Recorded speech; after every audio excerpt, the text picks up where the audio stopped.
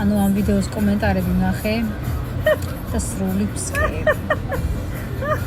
არა და რეალურად არავის არ აინტერესებს მანქანა დაიკაცრა, ძაღლი როგორა, გვანცამ რატომ აჭამა განსხვავებულიდან ძაღლს. მოკალით, დაწვით, როგორ აჭამა განსხვავებულიდან ძაღლს. ოხ, რა საზიზღარი ადამიანია. რეალურად უბრალოდ აინტერესებს რომ ვიღაცა გალამიღონ და რაღაც პატარა მიზეზი გქონდეთ ხელით.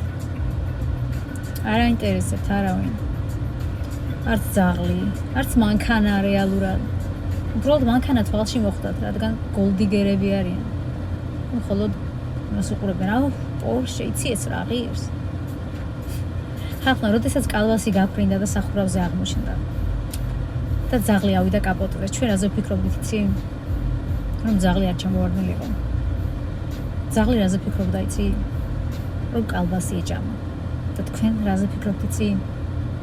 აუ, ეს იცი რა ღირს. ანუ რა ხართ? ვინ ხარც ვერ ვიტყვი. ანუ რა ხართ?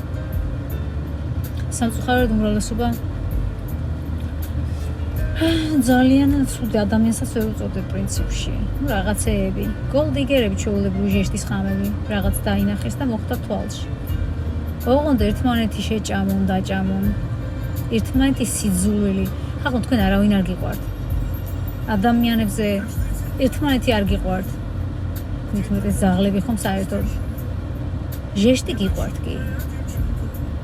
განა რა ღირსო ვიღაცეები რომ წერთ და განა რა ღირს.